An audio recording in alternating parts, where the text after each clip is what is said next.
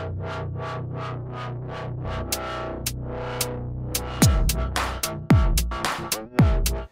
right, with you here on GoAztecs.com, Jensen Richards from Extra 1360, Fox Sports San Diego, joined by new special teams coordinator Doug Deakin, also the tight ends coach as well.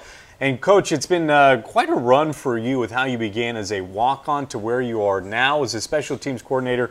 I guess congratulations first and foremost, and what's the new position like for you? Well, thank you very much. The new position now has been a lot of fun. All the guys are excited. They know me, having been throughout the program in the administrative role. But it's really exciting now. Going to be going into spring ball here February 19th. There's going to be 44 jobs open, and I'll be looking to evaluate who fills all those roles here in spring practice. I know Coach Hauk, very well respected not only by the Aztecs and the coaching staff, but in the game of football as he leaves for a new job. What did you take away from Coach Hauk? What did you learn from him that you're going to put onto this position?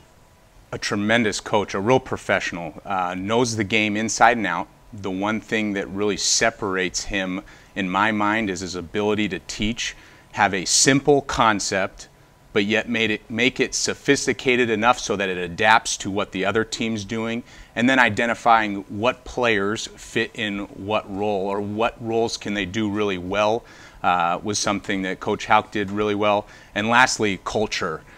He made it a lot of fun to be a part of special teams, and I think that really paid dividends on Saturday. You know, I got to think, as someone who's a walk-on like yourself, I don't know if players looking to earn jobs, do they gravitate to you? Do you often use your own storyline as an example of how players who are somewhat maybe out on the outside looking in still can believe they can earn that job? Yeah, I mean, one thing that Coach Long does a great job is you look at the staff. They've all walked in the shoes as a student athlete themselves. And as a player, once a player, when you're getting instructed, you're getting coached, that resonates with you when you're getting coached by someone who knows what it's like and that they've also been coached just as hard in their lifetime. There's a reason they're telling me these things, and the reason why they're coaching me this way, I should probably listen.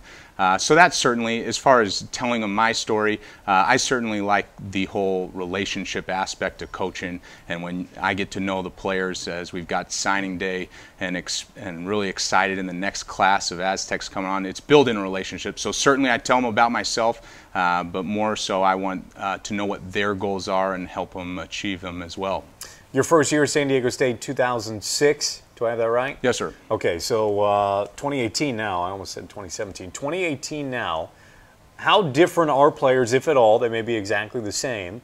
But how different from 2006, which is not that long ago, although it is kind of a long time ago. It doesn't feel like it because I would guess you're a little bit younger than I am. But do players seem different, or are there different distractions from even when you were an athlete here as recent as 2006?